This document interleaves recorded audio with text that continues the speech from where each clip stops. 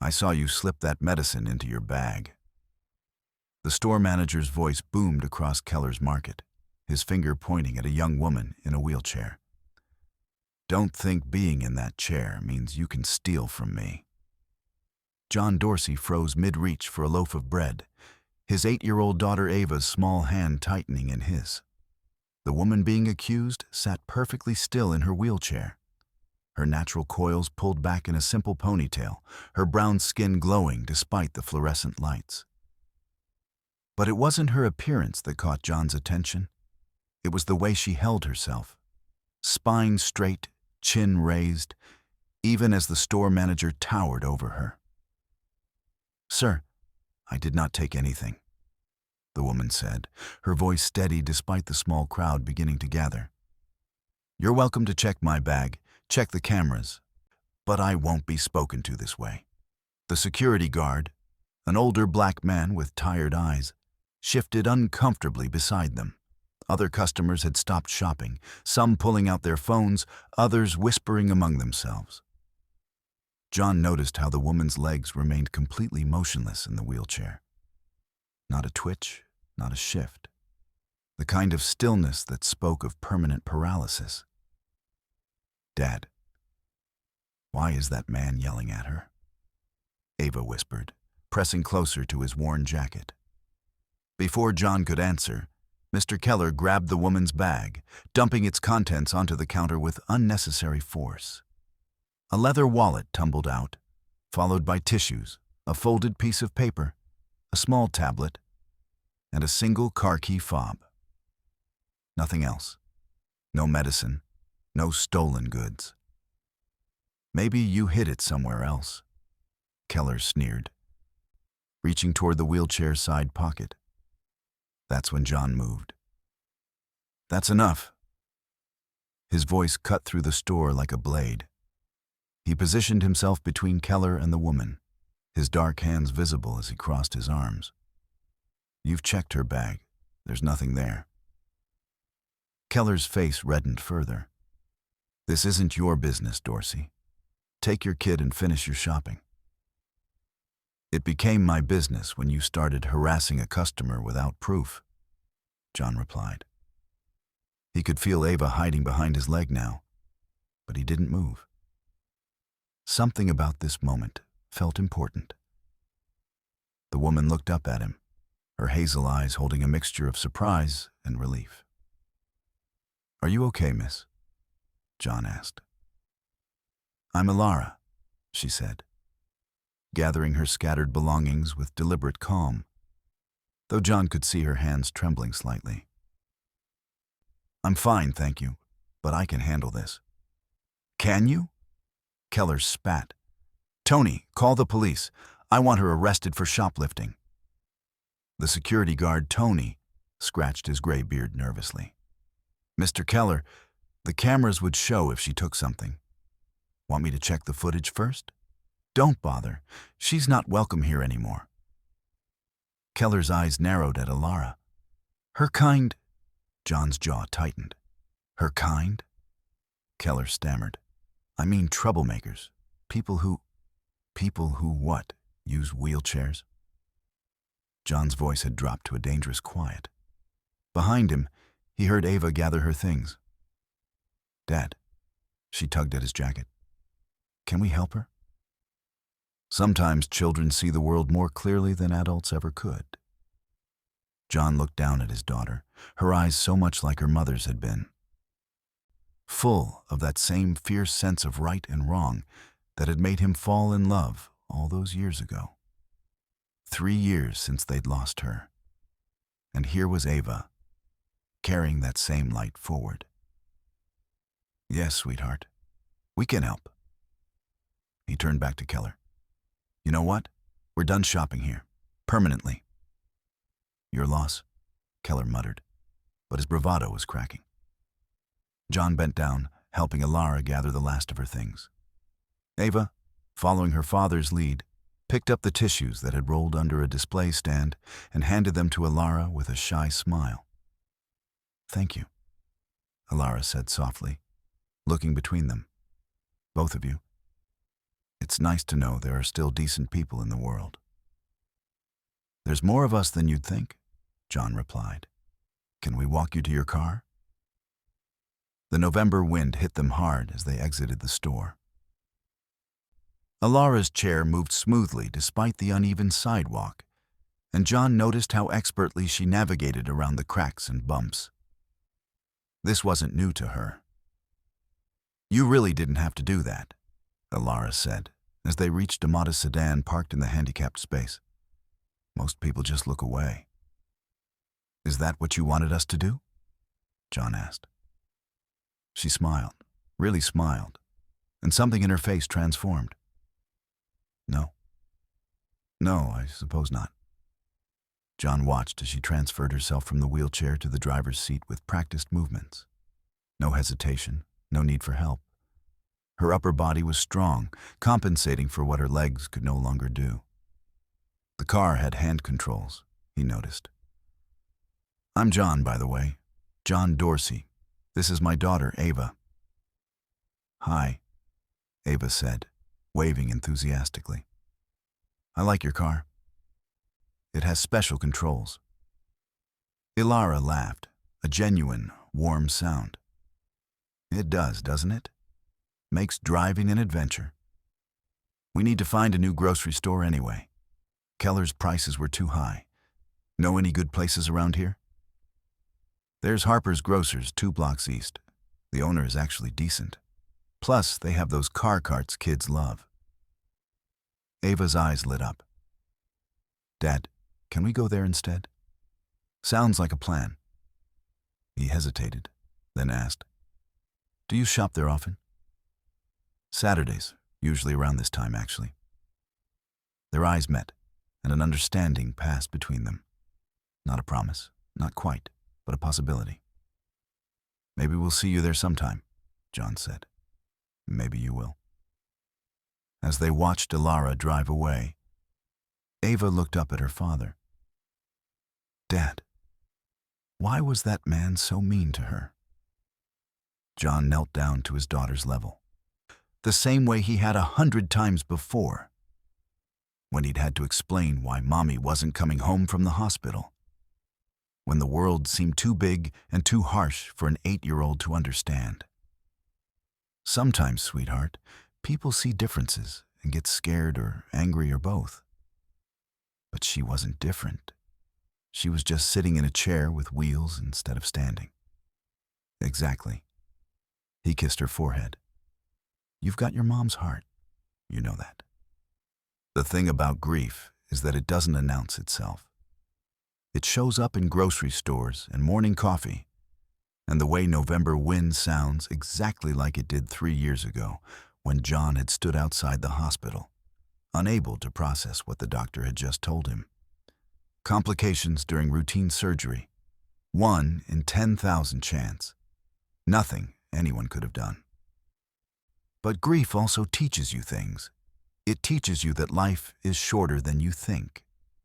That kindness matters more than being right. That standing up for someone else can sometimes help you remember how to stand up for yourself. Over the next few weeks, Saturdays at Harper's became a new routine. And yes, Elara was there, always around the same time, always alone, always with that same quiet dignity. They started with nods of recognition, then small talk by the produce section, then longer conversations while Ava raced around in the car cart making engine noises. You're a teacher?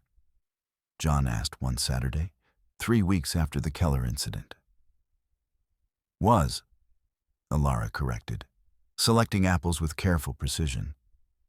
Literature, high school. But that was before. She didn't elaborate on before, and John didn't push. He understood about befores and afters. His own life was divided that way too. Ava's struggling with reading, he admitted. Her teacher says she's falling behind.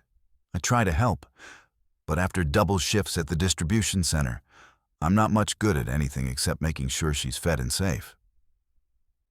I could help, Elara offered, then quickly added, if you'd like. I still remember all the tricks for making books come alive for kids. I couldn't pay much. I wasn't asking for payment. Elara's voice was firm. Consider it a thank you for standing up for me that day. You don't owe me anything for that. No, she agreed. But maybe I want to help anyway. Novel concept, right? People doing things just because they want to. That's how Elara Wynn entered their lives properly. Tuesday and Thursday afternoons at the small apartment John and Ava called home.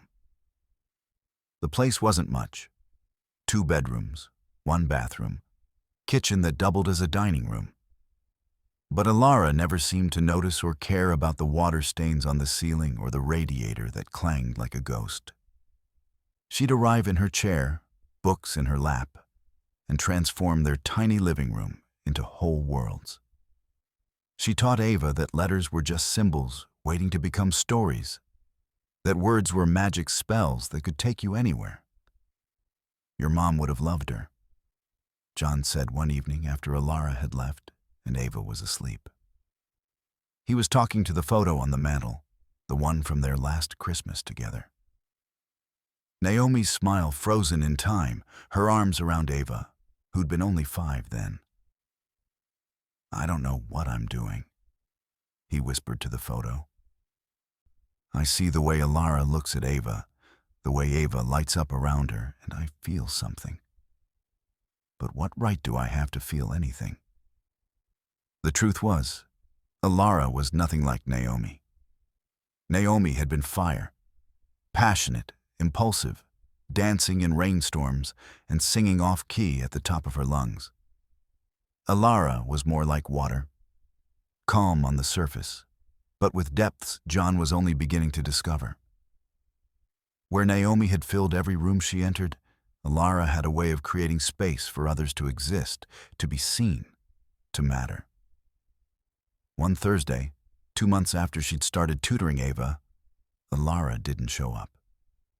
John tried calling, no answer. He drove by Harper's that Saturday. She wasn't there.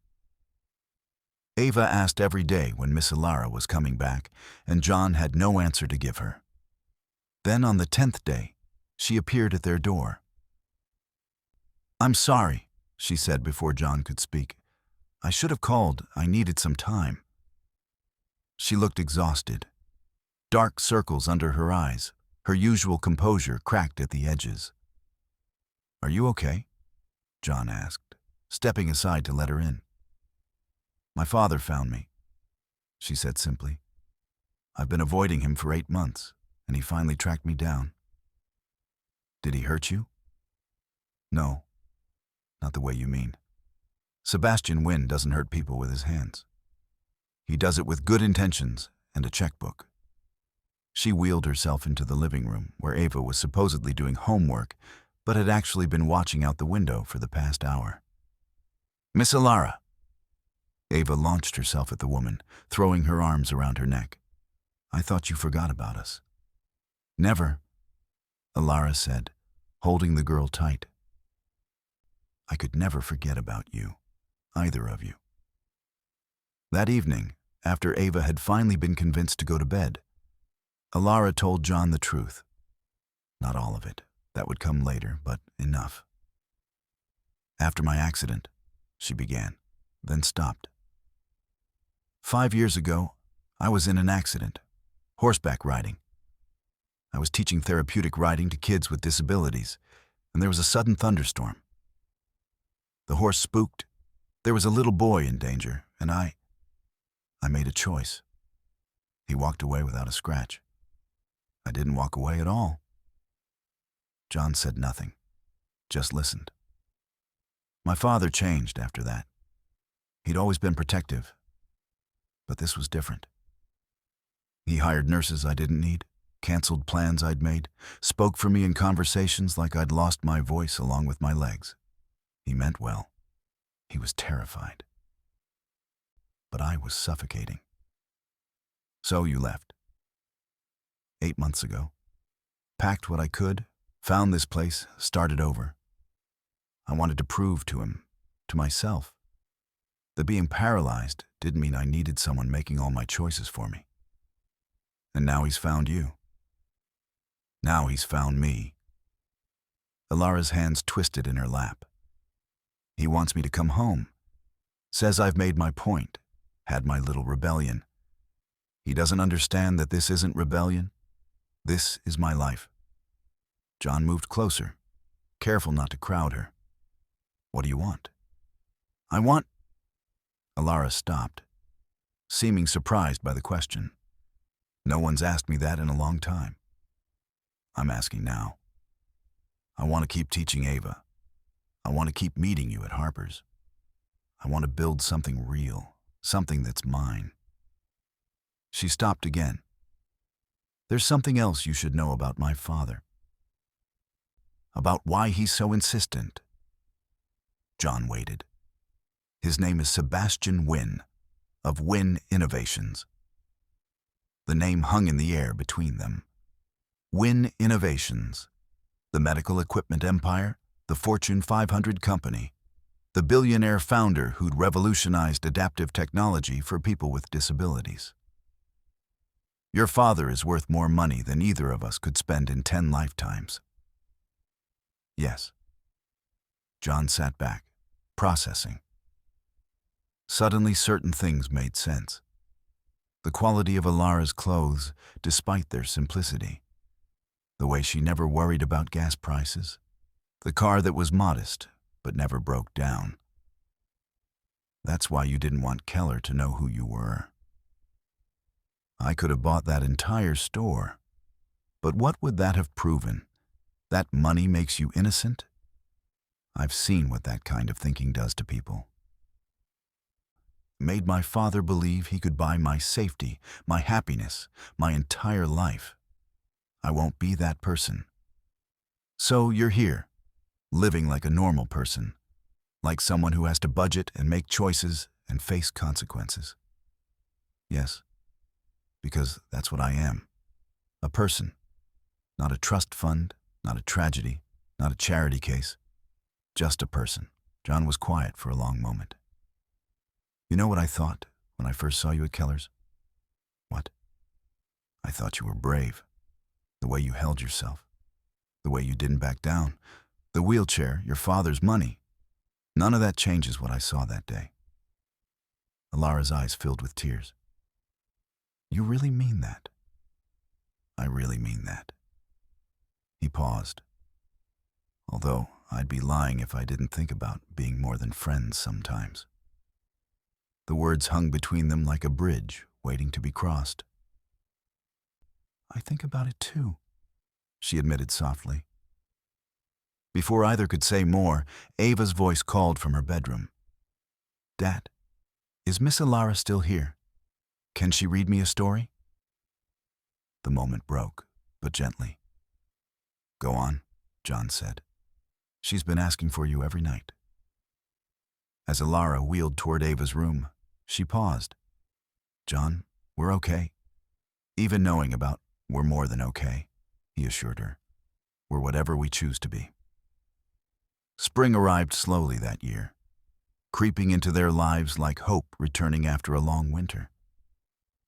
Elara became a fixture in their lives, not just Tuesday and Thursday tutoring, but Saturday groceries, Sunday park visits, Wednesday dinners. Ava had started calling her my Elara, with a possessiveness that made both adults smile. It was during one of those Wednesday dinners that everything changed. John had made his famous spaghetti with sauce from a jar that he doctored with extra garlic and oregano. Ava was chattering about her improved reading scores, how Mrs. Peterson had put her in the advanced reading group. The doorbell rang. I'll get it. Ava bounded toward the door before John could stop her. She opened it to reveal a man in an expensive suit, his dark skin smooth, his silver hair perfectly styled, eyes the exact same hazel as Elara's. Hello? He said, his voice cultured but warm. I'm hoping to speak with my daughter. Elara went rigid in her chair. John stood instinctively, moving closer to her. What are you doing here, Dad? May I come in? Sebastian asked. Please, I'm not here to make demands. I'm here to apologize. John and Elara exchanged glances. Elara nodded slightly. Come in, Mr. Wynn. Sebastian entered the small apartment, and if he had opinions about the water stains or the clanging radiator, nothing showed on his face. His attention was entirely on Elara. You look well, he said softly, his rich baritone voice gentle. Happy? I am, Elara replied, chin raised. I've been wrong, Sebastian said, the words rushing out. I've spent 5 years trying to protect you, to cushion every fall, make every decision, because I couldn't protect you from that accident. But I see now, you didn't need protection. You needed respect. You needed me to see that you're still the strong, independent woman you always were. I needed you to see me, Dad. Not the chair, not the paralysis. Me. I see you now, Sebastian said, his eyes wet. My investigators, yes, I know. I'm sorry about them too. They told me about your life here. Your volunteer work at the literacy center, your tutoring, these people who've become your family. You built a real life, Elara. Without my interference, without my money smoothing the way. I'm proud of you. Elara was crying now, and John reached over to take her hand. She gripped it tight. Is that Elara's daddy? Ava whispered loudly to John. Yes, sweetheart. Is he sorry for being mean? Sebastian actually smiled at that. Very sorry, he said to Ava. I wasn't mean exactly, but I was foolish. I thought keeping someone safe was the same as keeping them happy. Ava studied him with 8-year-old seriousness. My dad says when you love someone, you help them be brave, not scared. Your dad sounds very wise. The reconciliation wasn't instant or perfect. Sebastian stayed for dinner, sitting at their small table, eating spaghetti from mismatched plates, listening to Ava explain her science project with genuine interest. He asked John about his work, not with the tone of someone measuring worth by income, but with real curiosity. You've got a wonderful family, Sebastian told John quietly while Elara and Ava were cleaning up. We're not exactly a family, John corrected. You're in love with my daughter, and she's in love with you. I may have been a fool about many things, but I'm not blind. Sebastian met his gaze steadily. Do you know how many people have pursued Elara since her accident? Not in spite of the wheelchair, but because of it and the fortune they assumed she'd inherit. They saw vulnerability and dollar signs. You saw a woman being mistreated and stood up for her. Anyone would have. No, they wouldn't. They didn't. That day at Keller's Market, 3 other customers saw it happen. They recorded it on their phones, but none of them stepped forward. Only you. The spring turned to summer, and with it came changes. Elara returned to teaching part-time at the community college. Keller's Market made the local news. The owner had been arrested for insurance fraud, falsely accusing customers of shoplifting. The store closed, and in its place, a community center opened, funded by an anonymous donor everyone suspected was Sebastian Wynn. But the biggest change came on a warm September afternoon at the therapeutic riding center where Elara had her accident. John had planned this for weeks. He'd tracked down the family of the little boy Elara had saved, convinced them to come, arranged for Ava to be there with Sebastian. Why are we here? Elara asked as they approached the riding arena, her voice tight with old fear. There's someone who wants to meet you, John said gently. A boy about Ava's age ran up to them, all energy and life. Miss Elara, he said shyly, his brown skin glowing in the afternoon sun. My mom said you're the one who saved me. When the horse got scared and I was going to fall, you made sure I didn't get hurt. Thank you."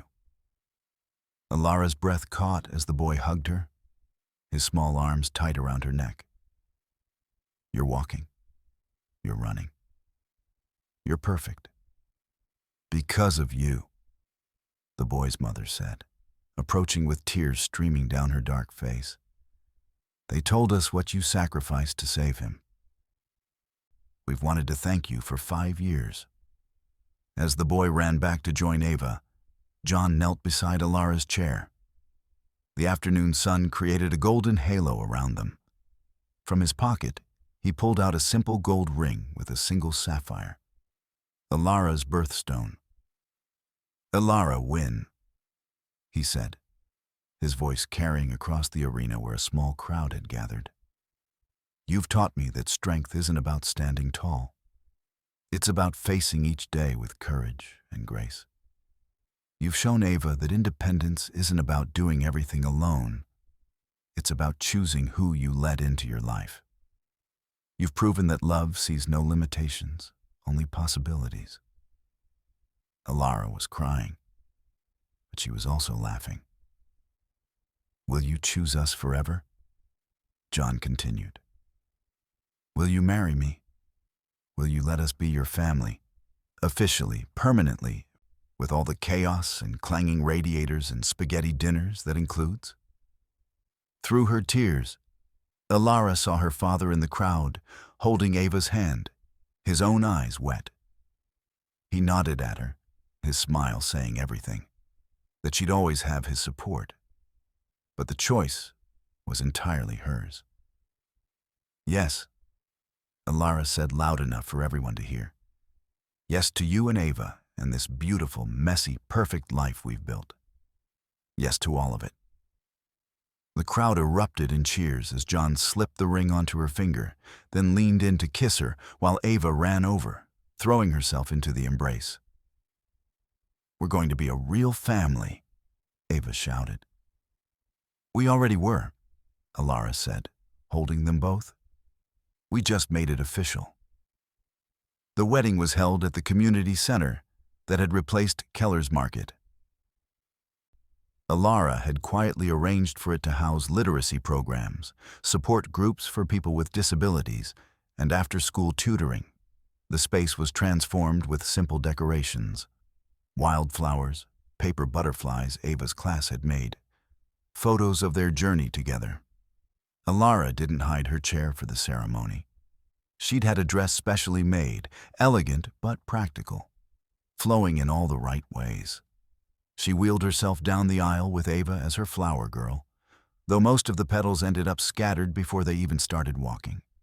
John stood at the altar in his one good suit, his dark eyes never leaving Elara as she approached, seeing not the chair, not the wealth, not the complications, but the woman who changed his life simply by being exactly who she was.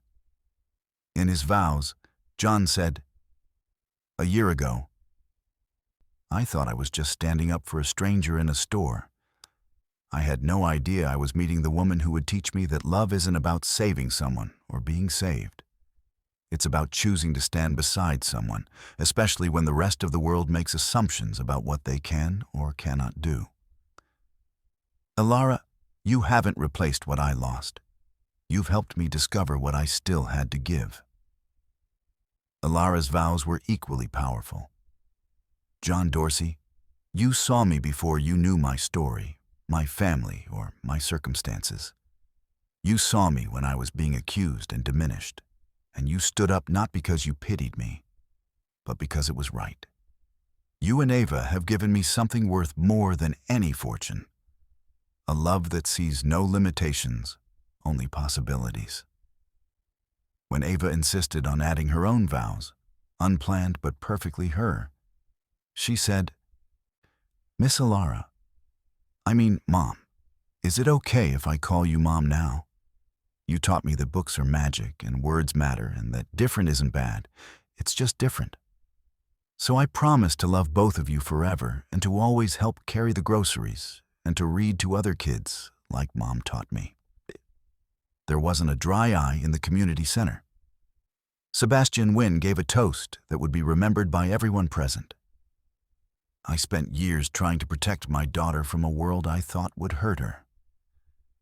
But John taught me something important. Elara didn't need protection. She needed recognition of her strength. She needed love that empowered rather than diminished.